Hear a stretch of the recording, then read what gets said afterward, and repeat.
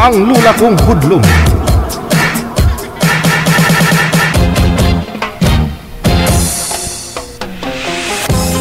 DJ Jel, magandang araw. Magandang gabi sa lahat ng mga listeners mo at sa mga viewers, kasama na rin yung mga basher.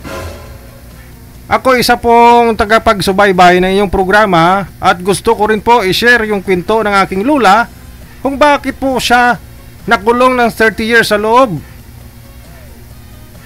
DJ Jel, para maunawaan po ng mga listeners mo at saka mga viewers, narito ang kanyang kwento.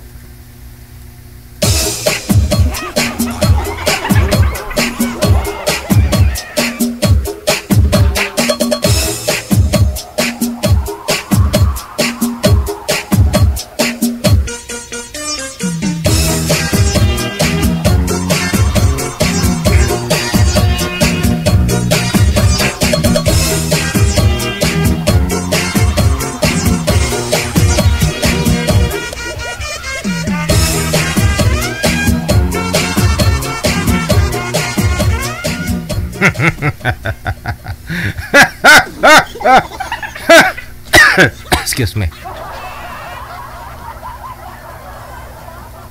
Isang dekada na ako dito sa kulungan. At bukas makakalaya na ako.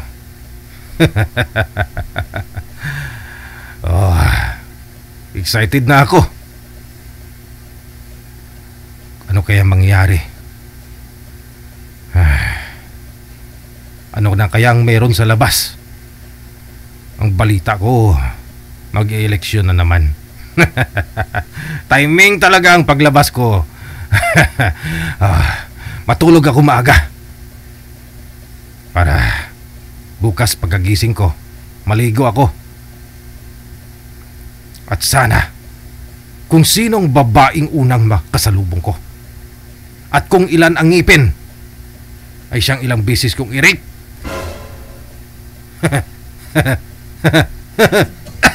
Excuse me.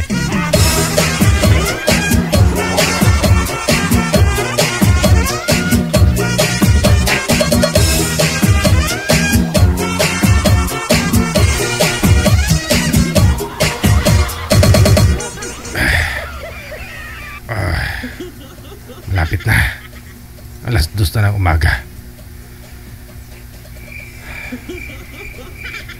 Hindi ako makatulog. Excited na ako.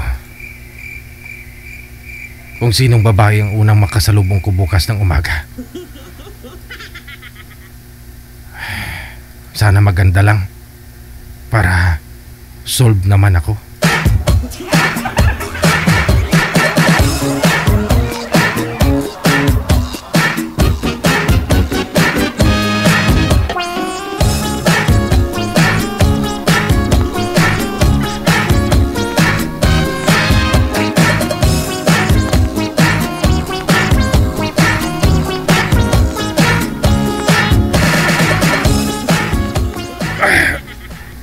Sa isa ng umaga. Grabe. Ngayon pa ako din napo ng antok kung kailan may isikat na ng araw. Maligo na nga lang ako. Pagkatapos magkuskus ako ng husto para mabango ako. Para naman sabihin ng babaeng makasalubong ko na kahit galing ako sa kulungan, mabango at gwapo ako.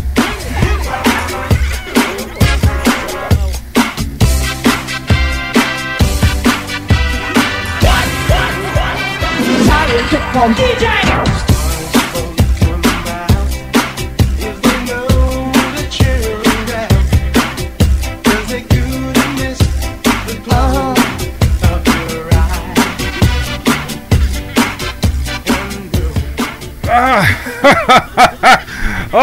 Nakalabas na ako. Sa loob ng 10 taon nakakulong ako. At ngayon dito na ako sa labas para maggasik ng lagim.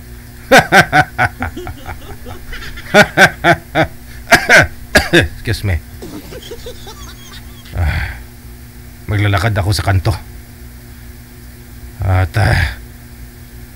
maghanap na ako ng babaeng makakasalubong ko. alis na ako.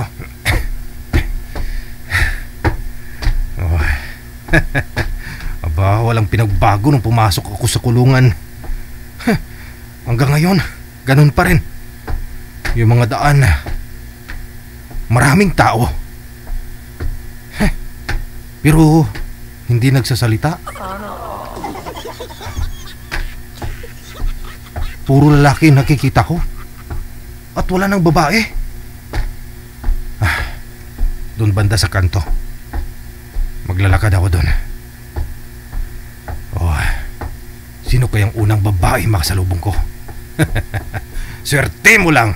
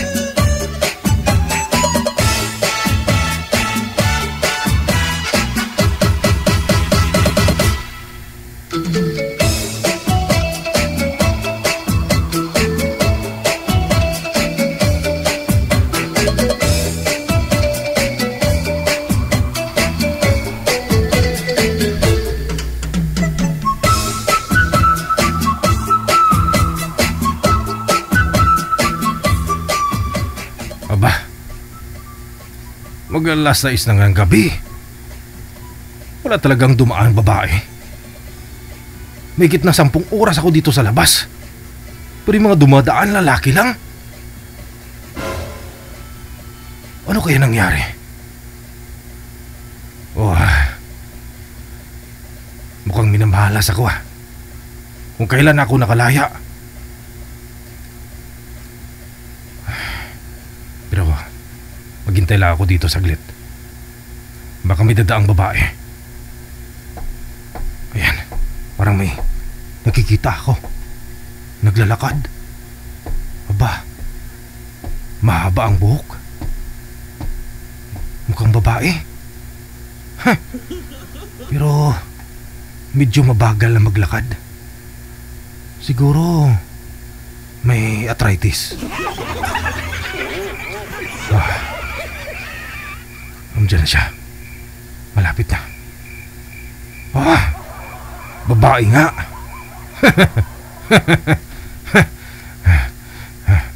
Malapit na siya. Malapit na. Halika dito. Apo, maawa ka sa akin, Apo.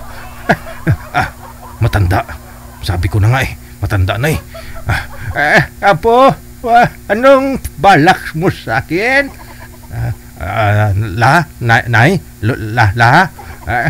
Apo, anong gagawin mo sa akin? Matanda na ako. Pasensya na Nay, kasi nagsumpa ako, nangako ako sa sarili ko na kung makalabas ako dyan sa kulungan, at kung ilang babae, kung sinong babae makasalubong ko at kung ilang ang binla, siyang ilang bisis kong irip. Kasi 10 taon ako dun sa loob la. Pagpasensyahan mo lala, at ikaw yung una kong babaeng nakasalubong.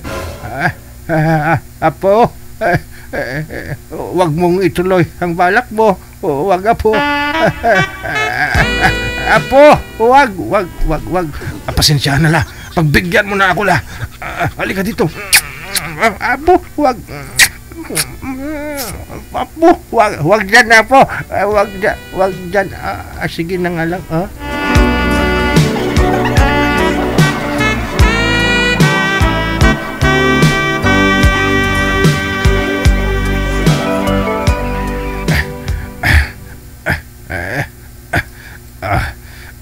Tapos ka na, Apo? Pumasok na ba, Apo? Wala, kanina pa. Aray.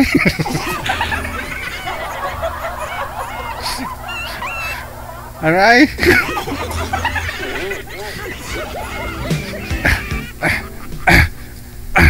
Ba't tumigil ka, Apo? Tapos na ako, Lay. Alam mo naman, Matagal ako sa kulungan.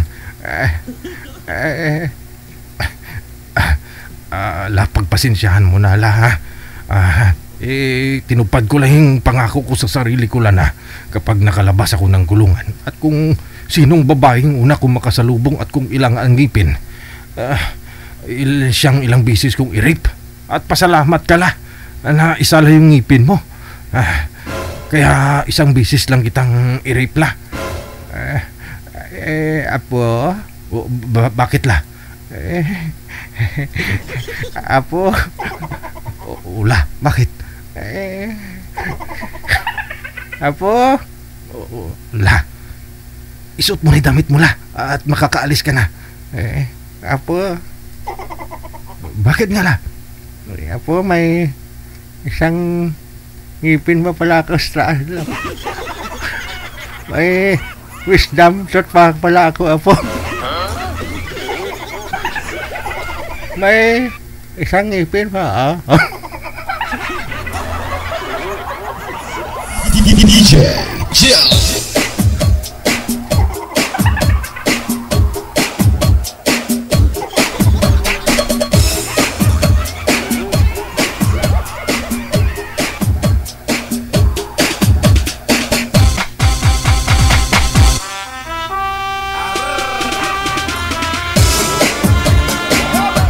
At yan po, DJ Jel.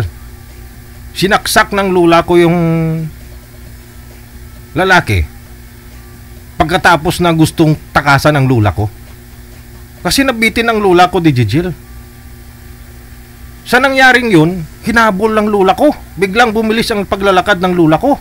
Hinabol ang suspect. At si lula ko, disgrasyang nasaksak. Hinabol pero disgrasya.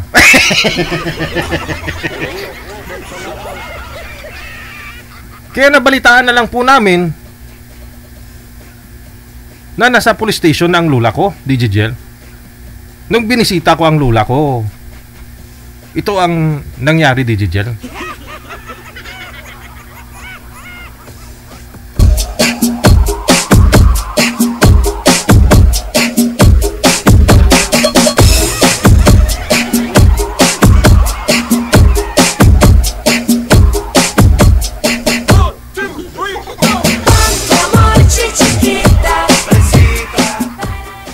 Ba't mo naman ginawa yun, la?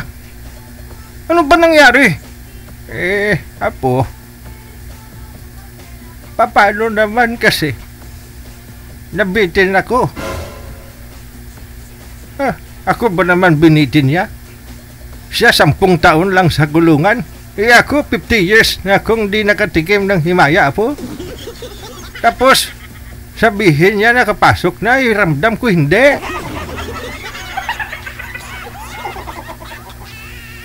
Kung kailan tumirik yung mata ko, Apo, scam lang pala. At tinuluyan ko, Apo, tinuluyan ko. Kala niya, ako ba naman hinamot? Ipapano yan, la? Kasi makukulong ka ng 30 years, dahil pinatay mo yung lalaki. Di bali, Apo, Paglabas ko, baka tutubo na ulit yung mga ngipin ko.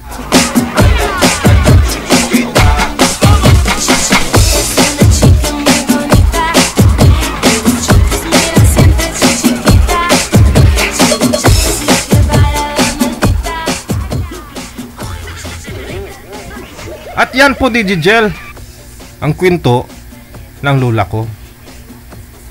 At salamat naman at sa loob ng 30 years, nakalaya na rin ang lula ko. Sa ngayon, nasa mabuting kamay ng lula ko. At saka, nagkaroon po siya ng ka-chatmate sa Facebook. Ang kinatatakutan ko na naman po ngayon, DJ Jel, baka pag hindi mapagbigyan ng magiging boyfriend niya, baka makapasok ulit ng kulungan ang lula ko. Nawa ko mapulutan ng leksyon, aral yung aking kwento, DJ Jel. Maraming salamat sa inyong mga viewers at saka listeners. Lubos na gumagalang, ako si Pili Sardo.